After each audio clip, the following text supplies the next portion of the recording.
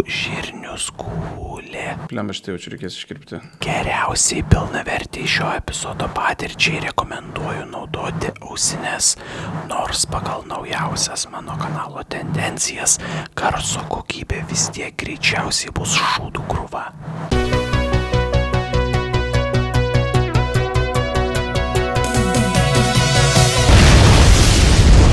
Permit denied. Ar jūs linkę užsisvajoti, sunkiai sutelkėte dėmesį, nemėgstate sėdimo darbo, susidurėt su problemomis organizuojant kasdienės užduotis ir planuojant laiką, nemėgstate užduočių, kurios reikalauja ilgalaikio dėmesio ir mąstymo, nors gal bendrai čia biškai per daug tų simptomų prirašiau, nes su tiek praktiškai jau galėčiau klausti, ar esate durnas ir nesugebate nieko? Jam žalią ekraną pamiršau, fuck. Nu va, taip daug geriau. Čia yra pirmasis pasaulyje belaidis levituojantis mikrofonas. Nekreipkite dėmesio. Ar susikoncentruoti ties vienu dalyku jums yra taip pat sudėtinga kaip šitam šuniukui?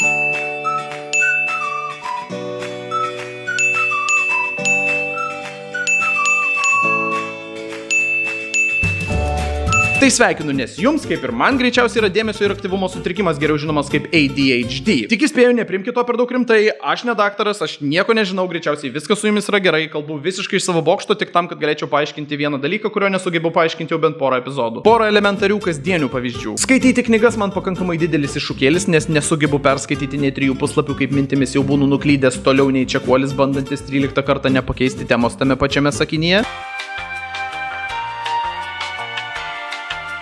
Pala, apie ką buvo praeitas puslapis? Man būdavo labai sunku iškęsti abstrakčius ir bereikalingai ilgus verslo susitikimus, kuriuose nėra koncentruojamas į konkretų veiksmų planą. Tai pala, taip išeina, kad kapitonas Amerika bučiavosi su savo dukterėčia?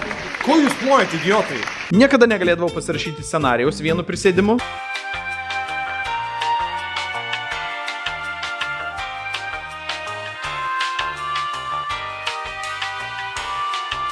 Ir elementariai ilgą laiko tarpą montuojant šiuos vaizdo įrašus susidurdavau su dėmesio sutelkimo keblumais. Tinginys, prokrastinatorius. Okei, nusiraminkit. Ir vienas mano geras draugas man patarė išbandyti tinklalapį Noisely.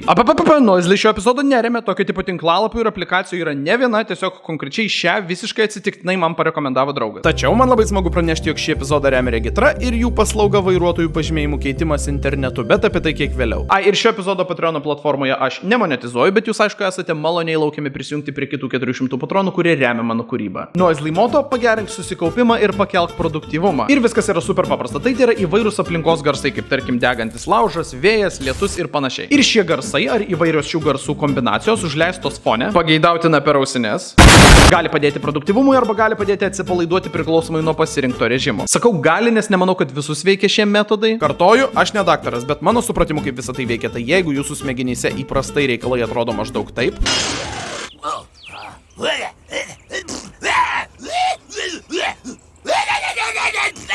tai tam tikri fono garsai padeda smegenims pasąmoniškai į juos susikoncentruoti, taip sutvarkydami visą chaosą ir leisdami geriau susikaupti. Įdomu, nors vienas žmogus supranta, ką aš čia klėdžiu. Aš iš karto noriu pasakyti, juk mane ypač stebuklingai veikia šlamančių lapų ir feno derinukas. Bet su laiku aš panorau kažko įdomesnio, kažkokio dinamiškesnio fono garso. Juk žinote, kaip būna su tais fetišais, vieną dieną einate gatve susikibę rankutėmis, o kitą...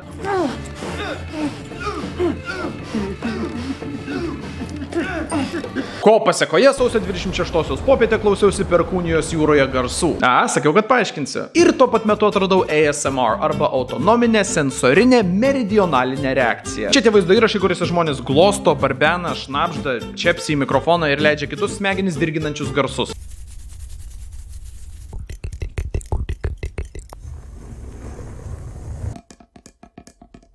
Apskritai labai gerą, labai išsamų vaizdo įrašą apie ASMR fenomeną su Luku Keraičiu rasite Mokslo sriubos kanale. Šnabždėjimas, švelnus lietimas, malonus balsas yra intimus dirgikliai, kuriuos naudoja artimi žmonės, pavyzdžiui, mama ir kūdikis. Manoma, kad šie dirgikliai kūdikio smegenyse išleidžia tam tikrus laimės jausmą sukeliančius hormonus. Okei, užteks, Lukai, man tikrai nereikia girdėti apie mano mommy issues. Žmonėms, kuriuos ASMR veikia, nes veikia beje ne visus. Kodėl vieni gali pajusti ASMR, o kiti ne? Skiriasi mūsų hormonų receptorių jautrumas. Bet tai kol kas tik hipotezė. Šis metodas padeda nusiraminti ar net užmigti, bet man asmeniškai tai yra dar viena fono garsų terapija, padedanti geriau susikoncentruoti į įvairius darbus. Man ypač patinka plaukų džiovintuvo garsai. Man padeda užmigti plaukų džiovintuvo ar siurblio garsas. terminas autonominė, sensorinė, meridionalinė reakcija, nors ir skamba protingai, nėra mokslinis. Jis atsirado vos 2010-aisiais. Bet drįsčiau teigti, jog YouTube ASMR bendruomenė milžinišką pagreitį pasigavo tik per pastaruosius keletą metų.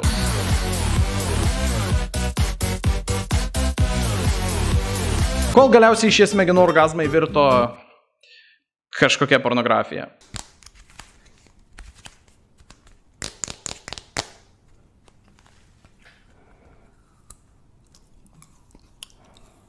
Tai aš pagalvojau, kad reikia jums, žiūrovai, parodyti, kaip mūsų mėly tautiečiai čepsi mikrofonus ir apskritai koks yra lietuviško ASMR landscape'as. Peizažas. Ok, tai pradžiai mes turime Patriką. Nežinau, ar čia tikras jo vardas, aš tikriausiai esu per senas tikėti, kad Patrikas dabar jau yra lietuviškas vardas. Ir jo kanalą Patrick ASMR.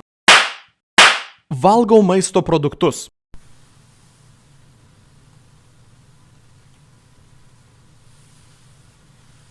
Visai neblogos pirmos 7 sekundės, aš jau praktiškai jaučiu šiurpuliukus. Šiandien aš valgysiu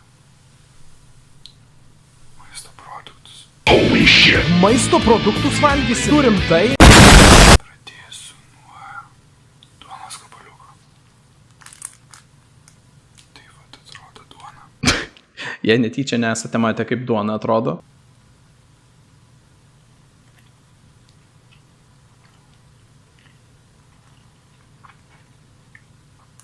Labai skani. Čia turbūt liūdniausias mukbangas, kokį man yra tekę matyti. Labai skani. Bet būtų skanesnė su sviestu. Pritariu, seniukai. Šitas gabaliukas, kuris liko, nunešiu per Velykas į bažnyčią pašventinti. Jis labai gražios formos gavosi. Kaip pasakysi, Patrikai? Čia yra daktariška, net ne daktariška, bet žodžiu tokia va darža. Čia literaliai parašyta daktariška. Čia natūraliai sveika labai. Ei, šiaip aš esu šlapenkos specialistas, okei? Valgomoji druska, laktozė, kvapios medžiagos 450 621 300 301 331 120 ir taip toliau. Nereikia čia man lelę apie sveiką šlapenką. Kodėl čia yra 13 milijonų laipsnių karščio? Šiaip aš manau, turėtų būti skaniai šitą.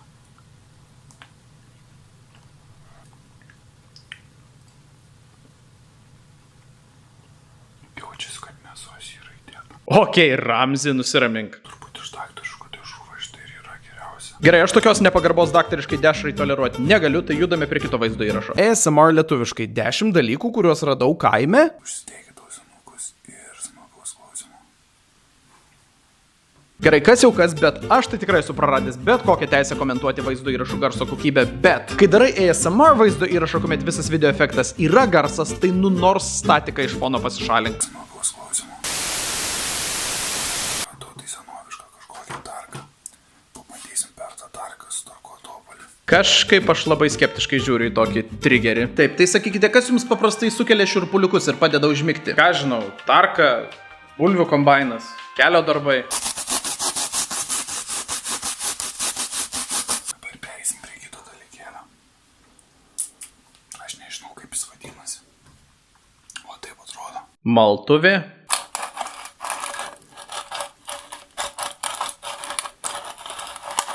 Na, nežinau kaip jūs, mėly žiūrovai, bet aš asmeniškai tai jau snūduriuoju po tokio ausiai malonaus ASMR-o. Kągi toliau aš pas močiutę radau. Mobiliakas. Čia jau turi būti tikra garsų harmonija.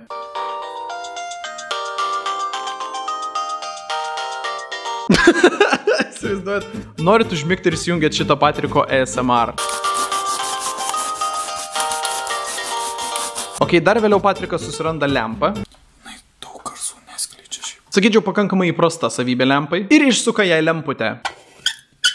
Ir jei po šio epizodo jūsų ausis dar nekraujuoja, tai vaizdo įrašo gale Patrikas susiranda seną magnetolą ir dar ir ją įjungia.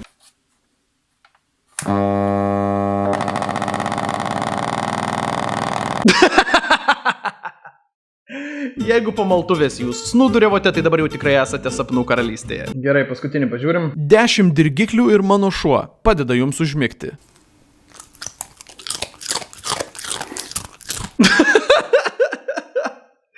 Ok, Patrikai, parduota.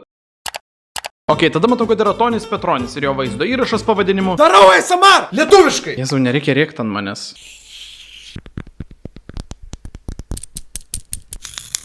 Na, aš kaip autonominių sensorinių meridionalinių reakcijų specialistas ir gurmanas galiu pasakyti, kad Tonis, čia irgi tikras jo vardas, Tonis, Patrikas, aš nesuprantu, kas atsitiko su Dominikas, Tomas, Lukas, Mantas, labai teisingai viską darė, nesuprantu, už ką tie 30 dislaikų ir kodėl komentarai išjungti, bet aš asmeniškai neturiu jokių nusiskundimų.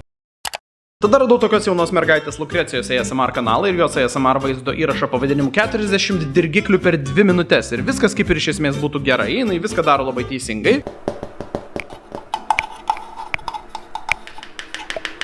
Bet sakyčiau, jog Lukrecija pasirinko labai įdomų formatą tokiam žanrui. ASMR vaizdo įrašai dažniausiai pasižymė ilgą trukmę, kadangi, kaip jau minėjau, jų paskirtis yra nuraminti, padėti susikoncentruoti ir daugeliu netgi padėti užmigti. Ir visus šios dalykus išpildyti per vos 2 minutės yra, na, mažiausiai labai sunku. Bet ką aš ten žinau, gal aš klystu, gal šie Lukrecijos dirgikliai yra tokie efektyvūs, kad jiems užtenka vos 2 minučių. Žinot ką, nesismulkinam, padarom dar geriau, padarom 40 dirgiklių per 2 sekundės.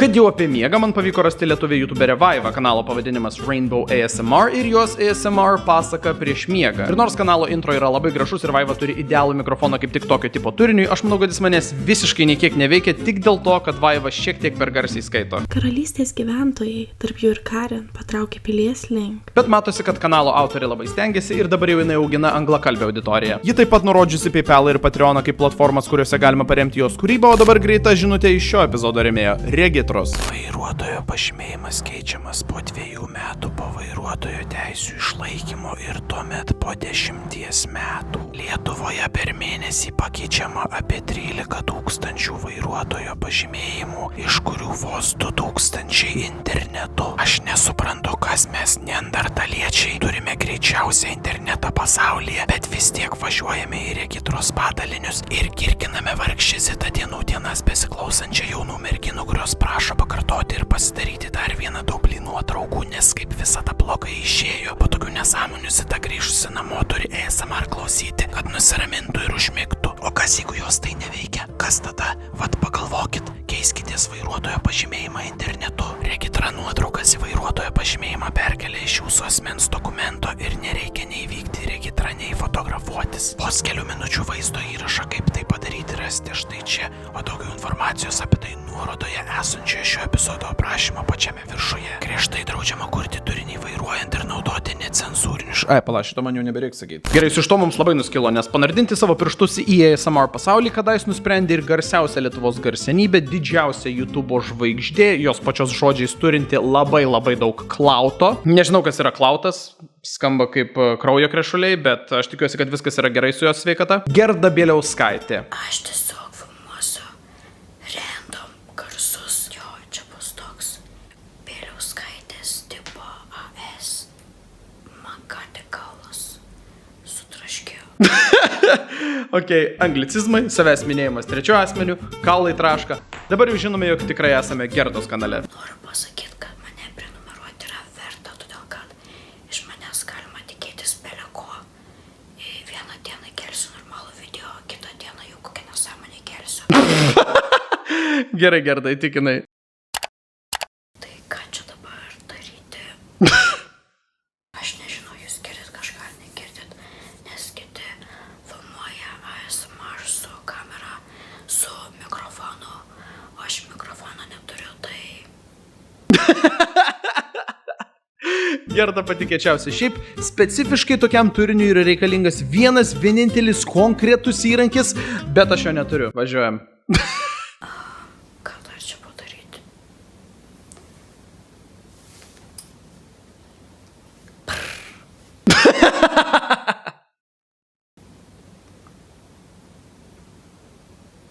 Ok, tai sakyčiau, kad Gerdai tiesiog trūksta mikrofono. Pagrindinio ir vienintelio įrankio ASMR vaizdo įrašams. Ir jinai būtų tikrai nebloga ASMR artistė. Jeigu mano dantis atrodo geltoni, tai žinokit, čia nuo lūpdažio turbūt. Paskutinis vaizdo įrašas, kurį mes šiandieną pasižiūrėsime, yra lietuviškojo ASMR pradininkės, iniciatorės, pionierės, youtuberės mamos Evelinos Braškės. Evelina turi atskirą ASMR turiniui dedikuotą kanalą pavadinimu ASMR lietuviškai ir populiariausias kanalo epizodas turi daugiau kaip 175 000 peržiūrų.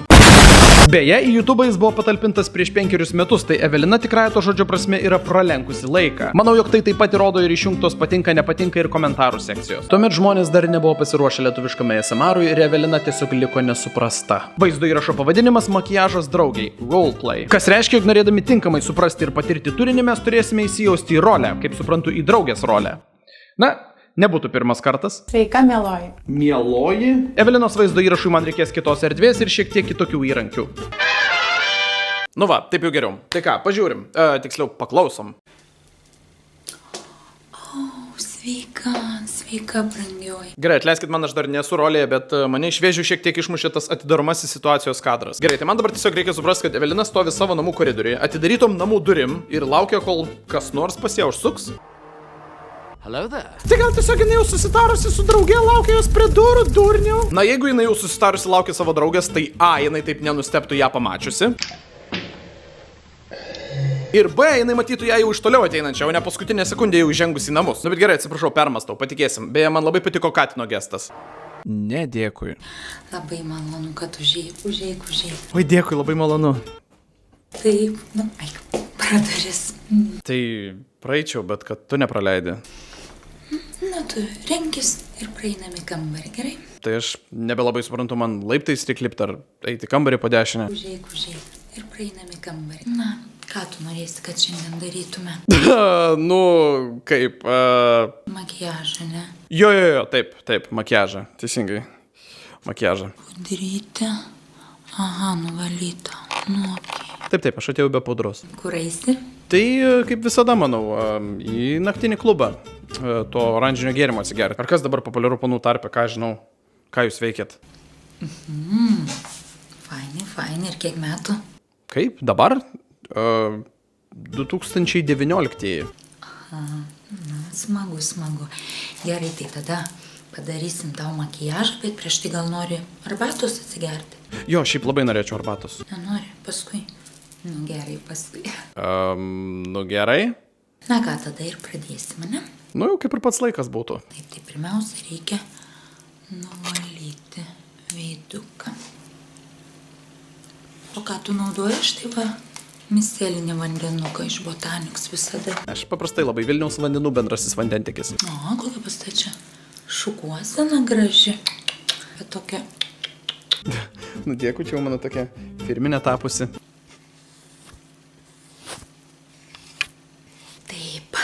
Na ir kokias tu norėsi spalvas? Aš, žinai, galvojau apie rožinę arba geltoną, kažką iš šitų.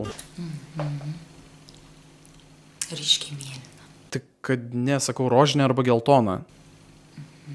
Tai mėlyna, ne? Ne, nieko panašaus. Ar tu bent klausai, ką aš tau sakau? Galima čia antakius kaip ir sutvarkyti. Ir iš vis pas tai tokia odytė švari, tai net nereikės jokio dėti jokio korektoriaus. Ai, aš, va, tik pasiėmiau porą skirtingų rūšių, bet nu, jeigu nereiks, tai nereiks.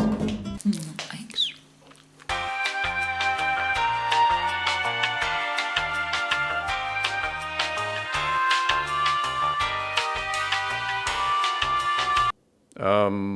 Nu kaip, gerai atrodau? Matai, tavo brožai labai gražus, odytė graži tai. Ko tau? Negraži tau? Net snarglys panausiai tavo grožį nesugadins. Dėkui, Evelina. Aš aišku, vis tiek galvoju, kad rožinė arba geltona man labiau tiktų. Bet ačiū. Fuck your bitch, you fat motherfucker. Westside. O, vapšiai gerai. Mano ranka apšėlus, nekreipkite dėmesio. Jeigu šitą vaizdo įrašą žiūrit prieš miegą, tai didelė tikimybė, kad neužmigsit. Labai lauksiu jūsų komentarų, komentuokit. Nope. Šlapenkinės pirštai. Back on track, paduoti repo ant tako. Tie geresni girdėt ar teko. Paprastai kur sako, ar jau nereik, nes daug kitų atsirado. Jau nesvaikė pirmi ir padarė, sami šis paradė. Sumaišyta kaladė, info šviesos greičio banė. Skilo nepraganė, lipa Lijana gražiausia raganė. Vienai pagonis tai mena, tikėti į gamtą į mamą. Ne tai kur mambulė mena, žvilgsniu į menulį, į didelį namą.